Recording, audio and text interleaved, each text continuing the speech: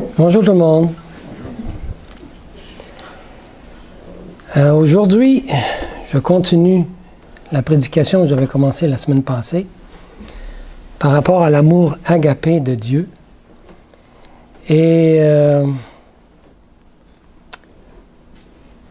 on a réalisé la semaine passée que nous sommes les objets de l'amour de Dieu.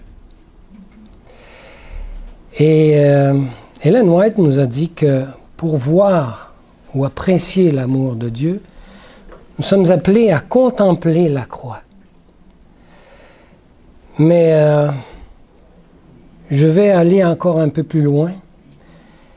Et nous sommes appelés maintenant à contempler les objets de l'amour divin pour nous faire apprécier ce qu'est l'amour de Dieu et qu'est-ce que ça accomplit chez un être humain, pécheur comme nous tous. Alors aujourd'hui, je veux qu'on s'arrête sur la vie de David. Tout cela pour apprendre comment l'amour de Dieu l'a aidé, de la même manière qu'il veut nous aider, vous et moi, les objets de l'amour de Dieu. Alors c'est sur David que nous allons nous arrêter aujourd'hui et voir comment Dieu a-t-il travaillé et manifesté son amour envers lui. Parce que c'est un homme comme nous tous, un être humain, pécheur. Vous connaissez comment son ciel s'est écroulé, David, quand toute sa famille et ceux qui étaient avec lui ont perdu leur maison dans la ville de Tsiklag et que tout était apparemment perdu. Imaginez, votre maison a brûlé, votre femme est partie, vos enfants ont été kidnappés, il n'y a plus rien. Et pas seulement vous, toute l'équipe qui était avec vous, la même chose leur est arrivée. Mais l'amour de Dieu l'a aidé à s'en sortir. Nous lisons 1 Samuel 30, versets 1 à 8. C'est l'histoire. Lorsque David arriva le 3e jour à Tsiklag, avec ses gens, les Amalécites avaient fait une invasion dans le Midi à Tsiklag. Midi, c'est le sud. Parce que les Amalécites restaient plus au sud. Ils avaient détruit et brûlé Tsiklag, après avoir fait prisonniers les femmes et tous ceux qui s'y trouvaient, petits et grands. Ils n'avaient tué personne, mais ils avaient tout emmené et s'étaient remis en route. David et ses gens arrivèrent à la ville et voici, elle était brûlée. Et leurs femmes, leurs fils, leurs filles étaient amenés captifs. Alors David et le peuple qui était avec lui élevèrent la voix et pleurèrent jusqu'à ce qu'ils n'eussent plus la force de pleurer. Tragique.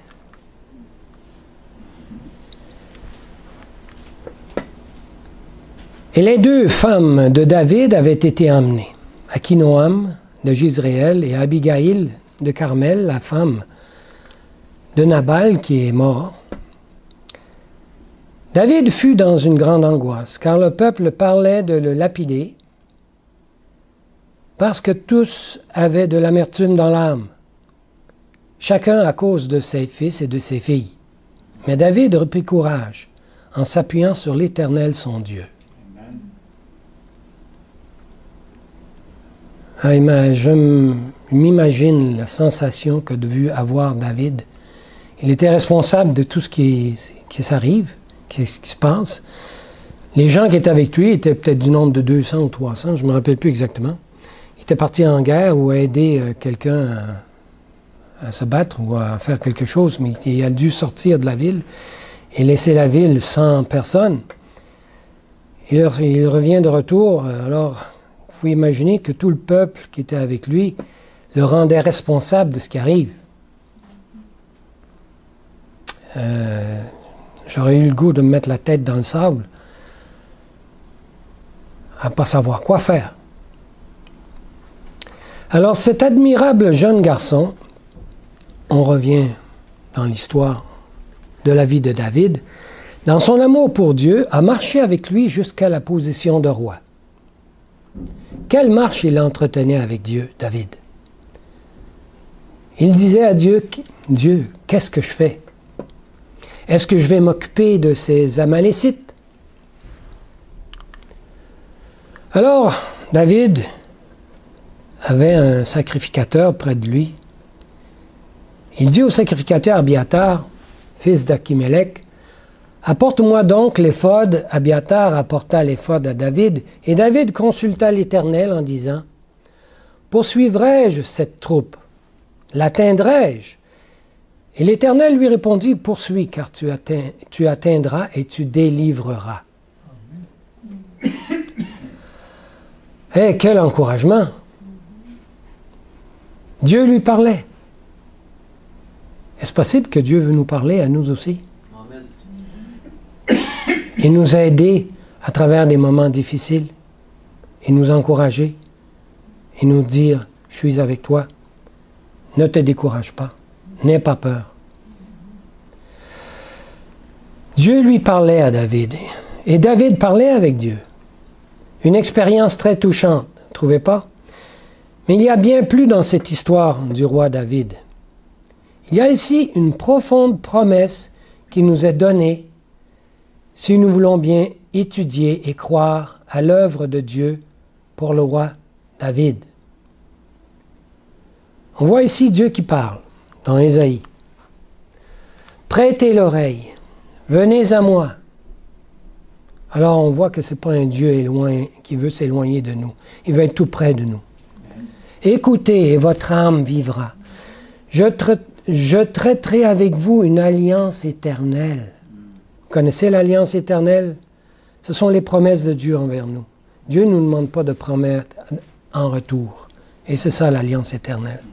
Pour rendre durable mes faveurs envers David.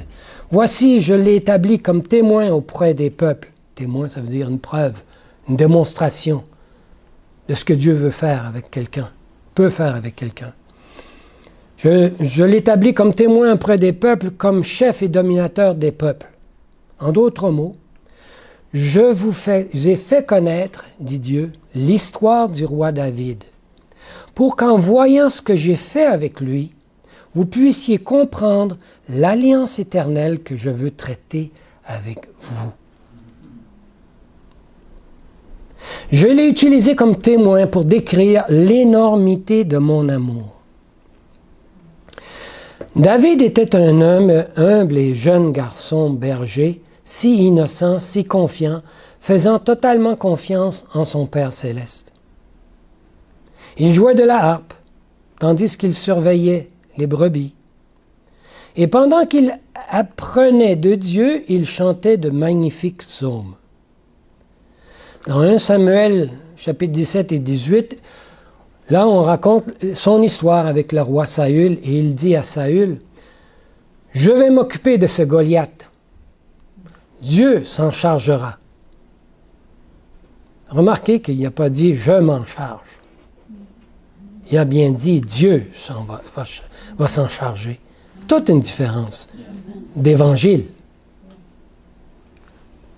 Il raconte l'histoire du lion et de l'ours qu'il a tué, que ces animaux allaient prendre ses brebis, et il a saisi le lion par sa barbe et l'a tué. C'était un miracle. Si vous connaissez la grandeur d'un lion, la force d'un lion, vous êtes très petit à côté d'un lion. Et il a réussi à le tuer. Extraordinaire. Ça a dû donner du courage à David lorsqu'il s'est aperçu que Dieu était avec lui. C'était juste seulement un jeune garçon costaud, David. Dieu était à ses côtés, il marchait très près de Dieu, et Dieu lui a donné la victoire sur le lion et l'ours. Si vous connaissez les ours qu'on a ici au Canada, c'est plus grand que vous quand c'est debout. Hein, ça d'eau. Puis ça a une tête grosse comme ça. Alors, c'est aussi difficile, à mon avis, de tuer un ours qu'un lion.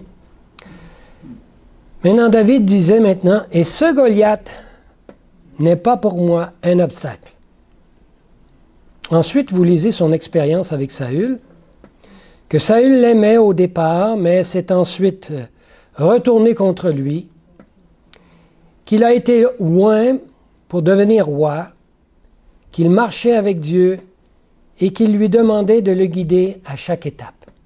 N'est-ce pas bien? Examinons maintenant quelques exemples. Dieu n'est pas loin de nous, mais il veut s'approcher de nous. Lisons 1 Samuel 23, verset 2. David consulta l'Éternel en disant, « Irai-je et battrai-je ces Philistins? » Et l'Éternel lui répondit, « Va, tu battras les Philistins et tu délivreras la ville qui s'appelle Keïla. » Ensuite, nous voyons comment il marchait avec lui, lui demandant ses conseils pendant qu'il se faisait tourmenter par le roi Saül, et par la suite quand il est devenu le roi. On lit ça dans 2 Samuel 2, verset 1. C'est lorsque Saül poursuivait David. Après cela, David consulta l'Éternel en disant, « Monterai-je dans... » Ah, ça c'est quand Saül est mort. « Monterai-je dans une des villes de Juda? » L'Éternel lui répondit, « Monte. » David dit, « Où monterai-je? » Et l'Éternel répondit, « À Hébron. » C'était au moment où il le demandait. Mais c'était au moment où il le demandait. Maintenant que le roi Saül est mort, qu'est-ce que je fais, Dieu? Et il n'a pas juste dit, « Monterai-je dans les villes de Juda? » Dieu a dit, « Oui, monte en Juda. » Et ensuite, il a dit, « Mais où? » Et Dieu a dit, « À Hébron. » Donc, Dieu le guidait tant qu'il demandait au Seigneur.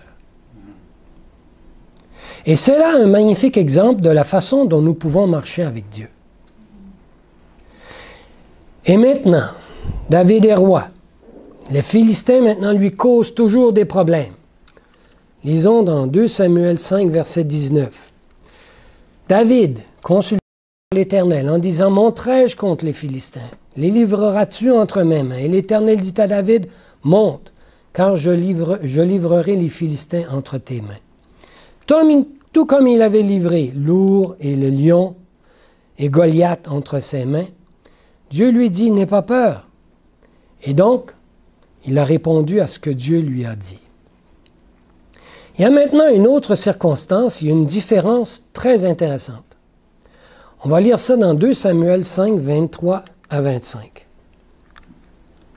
David consulta l'Éternel encore, et l'Éternel dit, « Maintenant tu ne monteras pas.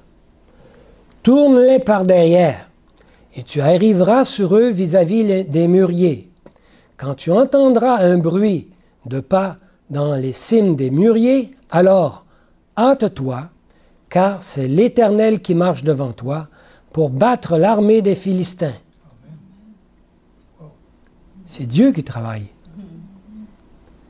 C'est peut-être pour nous faire comprendre à David, « Hey, c'est moi qui fais l'œuvre. » David fit ce que l'Éternel lui avait ordonné. Il n'a pas attaqué directement. Il a fait le tour. Et il battit les Philistins depuis Géba jusqu'à Gézer. Cela ne touche-t-il pas votre cœur? N'est-ce pas une merveilleuse marche avec Dieu que nous voyons ici? Et quand vous voyez cela, ces premières années de David, Dieu l'a mené en sûreté. Mais ensuite, quand il est devenu roi, David a commencé à suivre les habitudes du monde autour de lui. Il a pris plusieurs femmes, il a commencé à devenir obsédé par la position de son contrôle royal sur le peuple. Il se préoccupait moins qu'auparavant de demander à Dieu de le guider pour finalement céder à la tentation en allant là où Dieu lui avait défendu d'aller. Et puis il y a eu ce péché grave qu'il a commis en regardant en bas et en observant Bathsheba se baigner. Et comme il a fait ce que tant d'hommes font, il regarde une belle femme en petite tenue et il succombe à la tentation. Maintenant, cet homme de Dieu tombe dans ce péché grave, met Bathsheba enceinte, et pour ne pas se faire attraper, manipule les armées de guerre pour provoquer la mort de son mari Uri. Quel est l'amour de Dieu maintenant? Comment Dieu va réagir? La proximité de David avec Dieu était telle qu'il savait très bien ce qu'il faisait était mal et qu'il aurait à avoir des conséquences graves à sa décision. Mais il y a des choses qui nous aveuglent lorsqu'on... C'est difficile. Le péché ne s'explique pas, mais il reste que si l'on délaisse notre communication avec Dieu, notre relation, qu'on avait l'habitude de faire, il y a un danger. Et Satan n'attend que cette opportunité.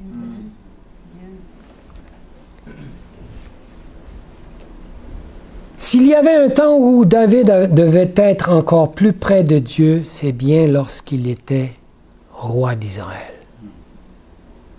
S'il y avait un temps où David devait être à genoux, à prier Dieu matin et soir, c'est bien dans ce temps-là. Mais trop souvent, c'est l'inverse qui se passe. Les préoccupations de chaque jour nous bousculent. Finalement, on oublie de passer du temps avec Dieu et de lui demander de nous guider à chaque jour. Pensez-vous que l'amour de Dieu peut s'occuper de ce qu'il a fait David maintenant? Était-il allé trop loin? Pour ces gens qui sont assez intelligents et qui ont marché à l'encontre de ce qu'ils savent être juste et qui l'ont fait malgré tout, y a-t-il encore de l'espoir? Cela vous est-il déjà arrivé? Et ensuite, quand vous l'avez fait, vous pensiez quoi? Eh bien, peut-être vous avez pensé, c'en est fini pour moi. Je n'ai plus aucun espoir. L'amour de Dieu peut-il encore racheter? Regardez-le, David. Quand le prophète Nathan a été envoyé par Dieu à David, tiens, Dieu qui s'occupe encore de David, il envoie un prophète. Ça veut dire qu'il y a encore une possibilité de quelque chose. C'est pas éteint. Et Nathan décrit la situation à David et a utilisé la conscience de David pour gérer le problème. Et quand Nathan a dit « Tu es cet homme-là, qui a pris le petit agneau d'un pauvre homme, toi qui en avais plusieurs, quelle a été la réaction de cet homme David? » Voilà comment David a répondu à cette révélation de son péché, lui qui était le roi. Dans ce temps-là, le roi avait toute autorité de vie et de mort sur le peuple, même sur les prophètes, les prêtres. Et il n'y a pas de question qu'on envoyait le roi en prison parce qu'il y avait commis un meurtre. Il avait toute autorité. Voici le psaume qu'il a composé après que Nathan lui a exposé son péché. Que fait-il? Psaume 51, versets 3 à 6. « Ô Dieu, aie pitié de moi dans ta bonté, selon ta grande miséricorde. Efface mes transgressions. Lave-moi complètement de mon iniquité et purifie-moi de mon péché, car je reconnais mes transgressions. Et mon péché est constamment devant moi. » Ensuite, il dit quelque chose de très important. Au lieu de prétendre que c'était peut-être l'influence des autres, et ainsi de suite, qui l'a fait trébucher, il dit « J'ai péché contre toi seul. J'ai fait ce qui est mal à tes yeux. » Il aurait pu dire « Pourquoi est-ce que cette femme était en dehors, sur le toit, en train de se découvrir à mes yeux, là? Pourquoi tu as permis ça? Il aurait pu dire tout ça, mais non. Il a dit, j'ai péché contre toi, et toi seul. Et j'ai fait ce qui est mal à tes yeux. Il termine en sorte que tu seras juste dans ta sentence, sans reproche dans ton jugement. Il s'est reposé sur Dieu. Il a mis son cas à ses pieds. Il dit, quel bordel que je viens de faire. Maintenant, Seigneur, tu as la solution. Je ne sais pas quoi faire. C'est trop fort pour moi. Je sais que les conséquences sont trop énormes. Mais nous voyons ici l'œuvre du Saint-Esprit. Travaille notre Saint-Esprit. Travaille fort. C'est pas une buée puis un pouvoir dans l'air. C'est une personne qui travaille, qui est en œuvre, mais en arrière, toujours cachée. Mais il œuvre énormément, le Saint-Esprit. Ensuite, il se met à décrire la condition désastreuse et il implore Dieu. On continue dans le verset 11 à 15. Détourne ton regard de mes péchés, efface toutes mes iniquités, ô Dieu, crée en moi un cœur pur. Et c'est une œuvre de création, hein, avoir un cœur pur. Renouvelle en moi un esprit bien disposé. Parce qu'il savait que le péché avait eu un effet sur son esprit. Il y a toujours une conséquence au péché, quel qu'il soit. Il était devenu insensible au péché. Quand on commet, on tombe sur le péché, on devient insensible. Il ne voulait pas permettre que ça devienne encore pire, en ayant ouvert déjà une porte. Alors il continue, ne me rejette pas loin de ta face. Ça veut dire, continue à faire ton œuvre. Ne me retire pas ton Esprit Saint. Ça veut dire, continue l'Esprit Saint. Fais ton œuvre en moi. Rends-moi la joie de ton salut. Et qu'un esprit de bonne volonté me soutienne. Et là, le texte que j'avais lu tantôt, j'enseignerai tes voies. C'est ce que Dieu nous appelle à faire. D'enseigner les voies de Dieu. À ceux qui les transgressent. L'expérience de David était un enseignement. Et là, maintenant, il veut enseigner qu'il y a de l'espoir pour celui qui a tombé. Et les pécheurs reviendront à toi lorsqu'ils apprendront qu'il y a une miséricorde. Dieu est là et il t'attend. Tout ce qu'il y a à faire, c'est te tourner vers lui. Il est là qui te tape sur le côté. Là. Tu dis, je suis là. Je suis là. Seigneur, je suis là dans cette situation difficile. Et je sais que d'autres sont dans la même situation que moi. Fais que je sois rétabli pour que je puisse aussi les aider. Les encourager. Les amener à toi. Lisons Psaume 51, verset 19. C'est un peu plus loin. Les sacrifices qui sont agréables à Dieu, c'est un esprit brisé. Ô Dieu, tu ne dédaignes pas un cœur brisé et contrit. David a dû pleurer. Vous voyez ce qu'il était en train de faire, David? Il se jetait dans les bras de l'amour et de la miséricorde de Dieu. Et comment Dieu a-t-il répondu? Pas ce que l'on nous enseigne comme un Dieu dur et méchant qu'on a déjà entendu quand on était jeune. Hein? Si tu fais ça, tu es écarté. Je t'aime plus. C'est exactement le contraire. Dieu, il pleure avec nous. Il compatit avec nous. Et comment Dieu a répondu? Il dit, voilà un homme selon mon cœur. Wow! Hey, David vient de tomber. Ça n'a pas d'allure, là. Il y a quelque chose qu'il faut comprendre ici, là. Comment est-ce que David peut être selon le cœur de Dieu après avoir commis un tel péché? En s'adressant à Saül, Samuel avait dit, dans 1 Samuel 13, verset 14, il avait parlé à Saül, Samuel a dit à Saül, « Et maintenant ton règne ne durera point. L'Éternel s'est choisi un homme selon son cœur. » Quand est-ce que cela s'applique? Quand était-il David un homme selon le cœur de Dieu?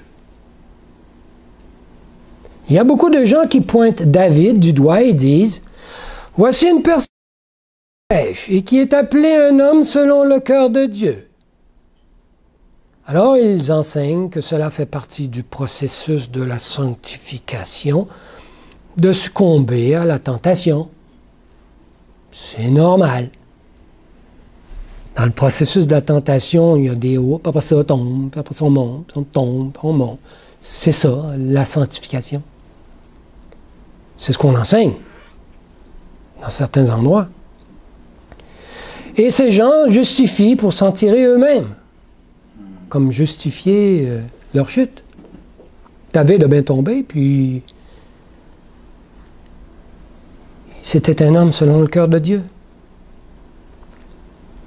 Mais Sir White dit dans Patriarches et Prophètes, page 700, 4e chapitre, « Il m'a été montré, quand Ellen White dit ça, ça veut dire que Dieu est en train de dire quelque chose à nous aussi. Vous êtes d'accord? Il m'a été montré, c'est pas elle qui invente ça, là, que quand il avait péché, David, comme cela, il n'était pas un homme selon le cœur de Dieu. » Ah bon?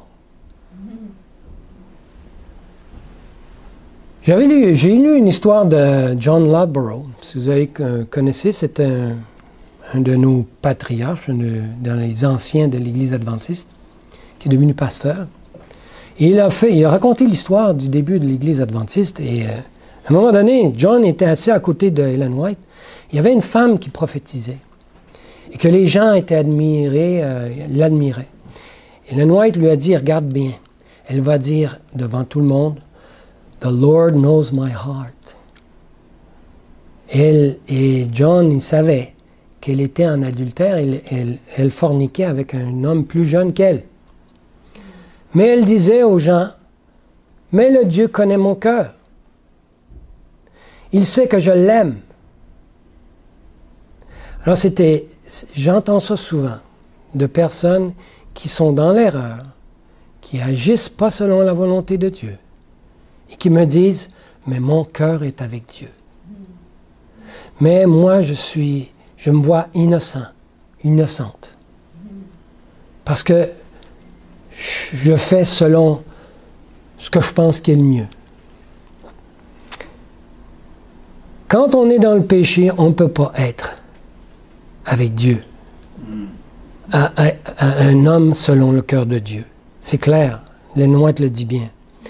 Le cœur, sachons ceci, on ne peut pas s'y fier. Le cœur est tortueux par-dessus tout. Nos sentiments, notre sensation peut être en erreur. Et il est écrit dans la Bible que le cœur aussi, il est méchant. Qui peut le connaître? Jérémie 17, verset 9. Alors, quand était-il un homme selon le cœur de Dieu? David. On continue. L'histoire de David ne sanctionne aucunement le péché. N'utilisez pas cette histoire pour vous justifier. C'est lorsqu'il marchait selon le conseil de Dieu qu'il fut appelé un homme selon le cœur de Dieu. Dès qu'il pécha, il cessa d'être considéré comme tel jusqu'à ce qu'il revint par la repentance au Seigneur. Amen. Quand est-ce que c'était? Quand il était obéissant à Dieu et quand il s'est repenti. Dieu nous appelle à la repentance. Amen. Et Dieu appelle son Église à la repentance. Pas seulement nous tout seuls, nos amis, nos frères et sœurs, tous nous sommes appelés à nous repentir. Quand nous observons l'expérience de David, l'amour de Dieu est allé le chercher et a essayé de le ramener. Amen. Et quelle attitude David a-t-il manifesté dans sa réponse à Dieu quand Dieu a dit à Nathan, « Tu es cet homme-là ». Dans Bible Commentary, volume 2, il est écrit, « Alors David se réveille comme d'un rêve, Il a le sentiment de son péché. Nathan lui a dit cela et maintenant il se réveille. Il a le sentiment et l'horreur de son péché. On continue. Il ne cherche pas à excuser sa conduite ou à atténuer son péché, comme les fils Saül. Mais avec le remords et une douleur sincère, il courbe la tête devant le prophète de Dieu et il reconnaît sa culpabilité. David ne manifeste pas l'esprit d'un homme inconverti. Quel est l'esprit d'un homme inconverti? Quand vous montrez à un homme inconverti son péché, comment il réagit? Il cherchera des excuses. Il se jettera même sur vous pour vous faire taire. Mais il y a ici un homme selon le cœur de Dieu. Quand il a été convaincu de son péché, et ça c'est l'œuvre du Saint-Esprit, gloire à Dieu, et qu'il a vu qu'il n'était plus un homme selon le cœur de Dieu, il s'est adouci. S'il avait été mu par l'esprit des gouverneurs des nations qui l'entouraient, il n'aurait pas toléré que Nathan dépeigne le tableau de son crime sous sa couleur véritablement abominable. Au contraire, il aurait ôté la vie au fidèle réprobateur.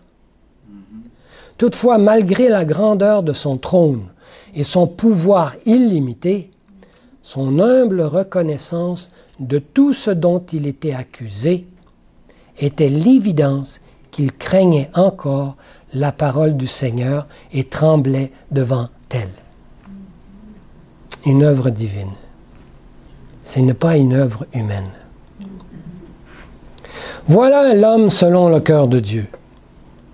Quand il est revenu à la raison et qu'il a dû subir les terribles conséquences de son péché, parce que ça ne s'arrête pas là, toute sa vie, il a dû supporter les conséquences de ce péché.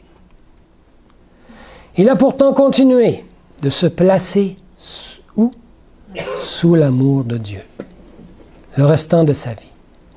Il est identifié comme un homme que l'amour de Dieu a réussi à sauver, et ce, pour l'éternité. Puis il y a eu le fils, même de la femme avec qui il avait fait ça. Le premier enfant est mort. Mais maintenant, Bathsheba met au monde Salomon. La femme avec laquelle il a péché va enfanter le troisième roi d'Israël. Quel amour! Voyez l'amour de Dieu.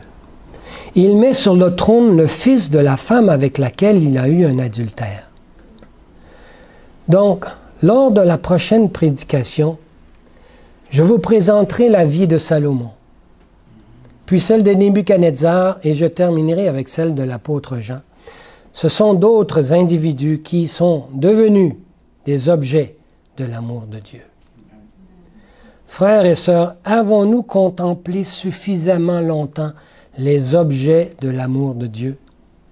Il nous faut continuer de regarder et de voir les détails de l'amour de Dieu, pour qu'en voyant ces gens-là, sujets aux mêmes passions que nous, lutter contre le découragement, comme les nôtres, en voyant qu'ils ont succombé, comme nous, à la tentation, mais qu'ils ont repris courage malgré tout et ont vaincu par la grâce de Dieu, nous puissions être encouragés dans nos efforts à parvenir à la justice. C'est ma prière. Amen.